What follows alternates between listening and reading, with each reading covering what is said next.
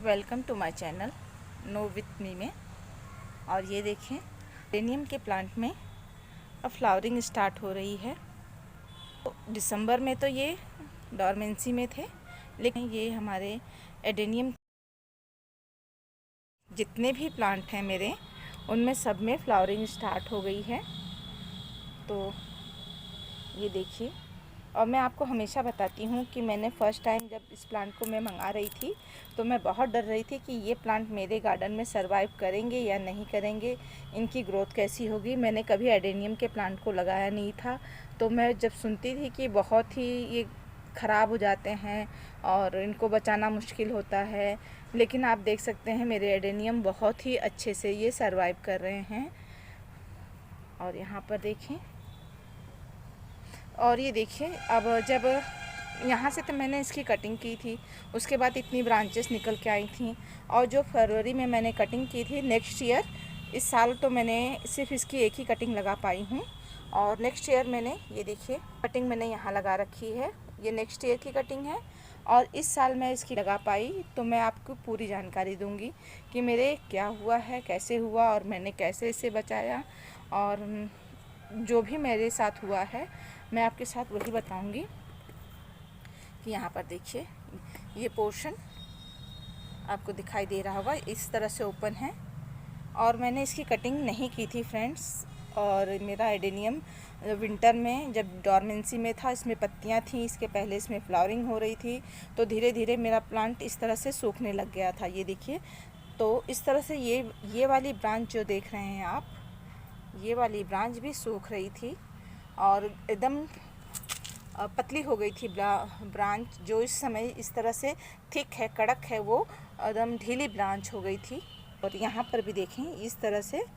तो फिर मैंने क्या किया फ्रेंड, जितनी भी मेरी ब्रांच गल रही थी उसे मैंने अपने हाथों से ही तोड़ दिया, ताकि ये जो धीरे धीरे ब्रांच गलते हुए नीचे तक चली जाती। और मैं घबरा गई थी कि मैं अपने प्लांट को बचा पाऊँ और हमारा प्लांट ख़राब हो जाता है, इसलिए मैंने हाथों से ही इस ब्रांच को तोड़ दिया था। मेरे और इस समय आप मेरे प्लांट को देखेंगे तो काफ़ी हेल्दी लग रहा है प्लांट में ढेर सारी आपको ब्रांचेस दिखाई दे रही हैं। हर ब्रांच पे आप देख सकते हैं इसमें पत्ती कम और फ्लावर ज़्यादा दिखाई दे रहे हैं।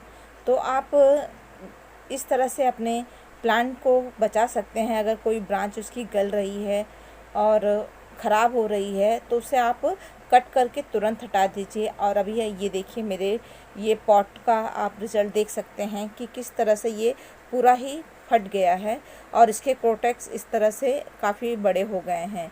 लेकिन विंटर में क्यों इसके ब्रांच ख़राब हो रहे थे, इसका रीज़न मुझे जानना था। और पॉट भी देखिए टूट गया है और हमारा प्लांट बहुत ही हेल्दी है और कोई भी ब्रांच अभी भी ख़राब नहीं लग रही है। और आप देखिए, यहाँ पे रूट सारी बाहर, पॉट से जो ड्रेनेज होल है सारी बाहर निकल आई हैं, और जिससे ड्रेनेज होल हमारा बंद हो गया है।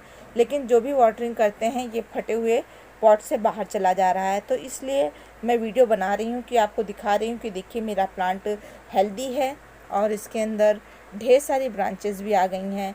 फिर भी मुझे बहुत ज़रूरी है कि मैं इस प्लांट की रिपोर्टिंग करूं और इसका जो फ्लावरिंग है और ये भी ख़राब ना हो और हमारा प्लांट भी सेफ़ रहे। तो इस तरह से मैं अपने प्लांट को इसमें से सावधानी से निकालना है। जब भी आप एडेनियम के प्लांट को अपने पॉट में से निकालिए तो इस बात का ध्यान रखिए कि इसमें कोई भी पॉट में से निकालते समय आपका एडेनियम में कोई भी पार्ट ख़राब ना हो, या जब हम स्टूल जो भी यूज़ करते हैं, हम खुरपी यूज़ करते हैं, उससे अपने प्लांट को बहुत ही सावधानी से निकालना है, ताकि इसके कोटेक्स में या प्लांट की जो रूट्स हैं वो ना ख़राब हों और हमारा प्लांट सेफ से बाहर आ जाए। और ये देखिए, ये मैंने नेक्स्ट ईयर कटिंग लगाई थी, इसमें भी बहुत ही अच्छी फ्लावरिंग स्टार्ट हुई है और इसमें भी पत्तियाँ नहीं दिखाई दे रही हैं और इसकी भी ब्रांचेस सूख रही थी। तो सारी चीज़ें देखेंगे हम पॉट में से निकाल के कि क्या कारण है जिससे हमारे ये एडेनियम इस तरह से सूखने लग गए थे, इसके ब्रांचेस सूखने लग गई थी। क्योंकि एडेनियम खुद ही बताता है कि हमारे अंदर अगर दिक्कत आ गई है तो इसकी ब्रांच इस तरह से सूखने लग जाएगी। तो ये सिस्टम चेतावनी देता है कि प्लांट की आप मुझे मेरे कोटेक्स में देखें कि ज़्यादा वाटरिंग तो नहीं हो रही है, और प्लांट देखिए हमारा बहुत ही अच्छी इसमें फ्लावरिंग स्टार्ट हो गई है। और अब और मैं ये दिखा दूँ, जो ये सामने आप देख रहे हैं ये मेरा एडेनियम, ये इसके सीड, जब इसके सीड मैच्योर हुए थे तो मैंने 1-2 सीड डाले थे फर्स्ट टाइम, और इसमें मुझे अच्छा रिज़ल्ट मिला था, इसके ये सीड ग्रो हुए थे। और ये देखिए इसका कोटेक्स भी काफ़ी, सीड्स जो प्लांट हम लगाते हैं उसका कोटेक्स काफ़ी अच्छा हो जाता है। तो ये देखिए ये कोटेक्स इसके लगे हैं। तो इन सारी प्लांट की रिपोर्टिंग करेंगे हम। और अब मेरे पास एक ये प्लांट है, और ये मैंने सीड से ग्रो कर लिया है, और अगर इसे हम डिवाइड करके लगाएंगे तो इसमें 2 प्लांट्स हमारे रेडी हो जाएंगे। और इसकी फ्लावरिंग भी स्टार्ट हो गई है, तो फ्लावरिंग से कोई दिक्कत नहीं है, इसको हम अच्छे से ग्रो कर सकते हैं, इसकी मिट्टी भी बना सकते हैं और इसमें फ्लावरिंग भी पा सकते हैं, तो कोई प्रॉब्लम होगी नहीं इसमें।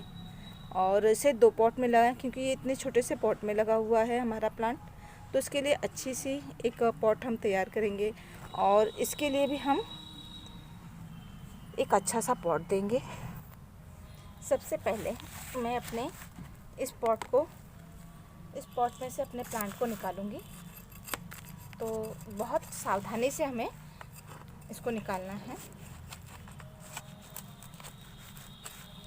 एक्चुअली पॉट तो हमारा टूट गया है, लेकिन आप ये नीचे जो रूट्स हैं ये देखिए कितनी हेल्दी रूट्स हैं इसकी, आप ये देख सकते हैं, ये देखिए कितनी हेल्दी रूट्स हैं। अब इसे कट करना, तो आप इसे पॉट के अंदर इस तरह से पुश कर दीजिए होल्स में, और इसे फिर इस तरह से हम निकालने की कोशिश करेंगे धीरे धीरे।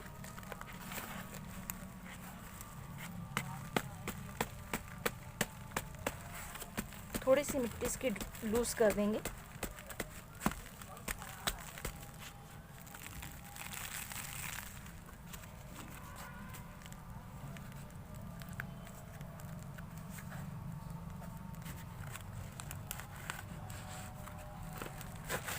और ये देखिए ये हमारा प्लांट, ये देखिए ये हमारा कोटेक्स बाहर आ गया है, और ये देखिए इतना बिल्कुल भी स्पेस नहीं है, मिट्टी नहीं है। और ये देखिए आप इसकी मिट्टी देखिए, जो हमने नेक्स्ट ईयर इसकी मिट्टी बनाई है, और कितनी वेल्डन मिट्टी है।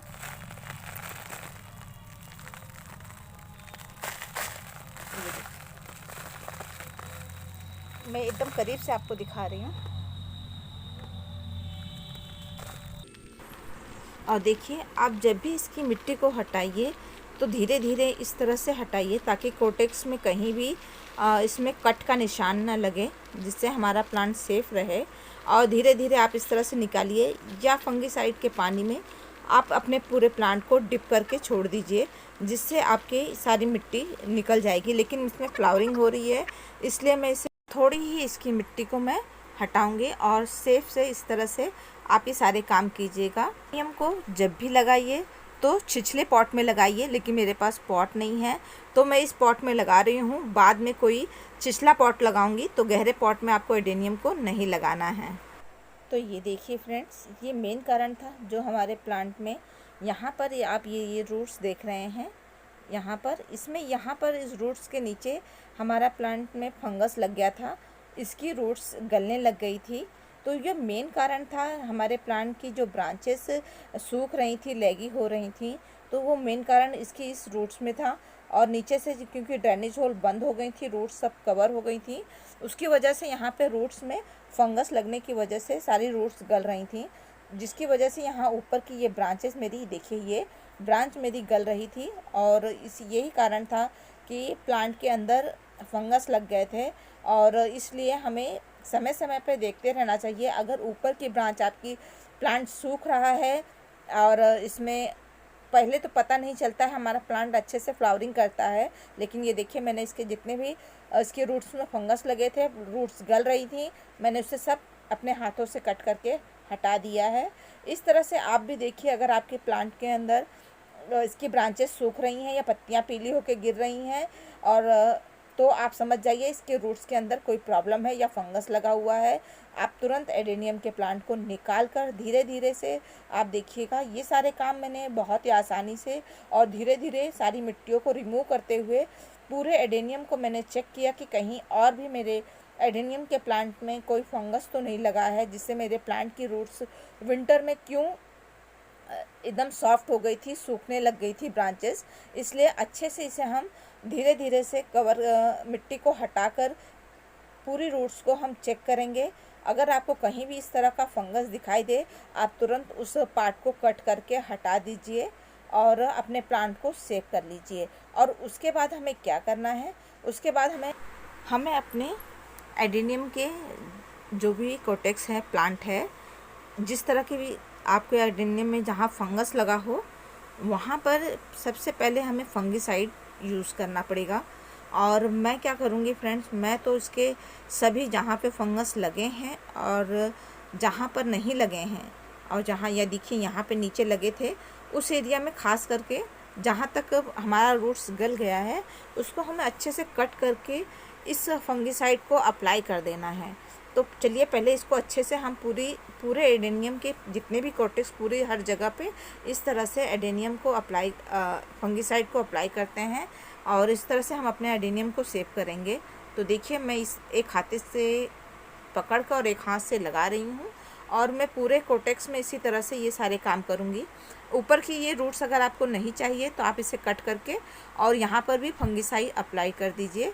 तो ये सारे काम अभी हमें करने हैं और अच्छे से सब जगह जहाँ पे फंगस है या नहीं है, सब जगह अभी हमने इसे पॉट से निकाला है तो अच्छे से फंगिसाइड को मैं लगाऊंगी। देखिए इस तरह से आप भी अपने कोटेक्स को बचा सकते हैं। इसकी जहाँ भी मिट्टी लगी है, नहीं लगी, इस तरह से आप लगा दीजिए और आपका एडेनियम अच्छे से सेफ हो जाएगा। तो देखिए इस तरह से, मतलब कोई भी पार्ट, कोई भी कोना ऐसा छूटना नहीं चाहिए जहाँ पे आपने फंगिसाइड नहीं लगाया हो। और ये सारे काम करते करते शाम हो गई है फ्रेंड, आप देख सकते हैं फ्लैश लाइट मैंने ऑन करके अपने एडेनियम का ये सारा काम मैं कर रही हूँ और अंधेरा हो गया है।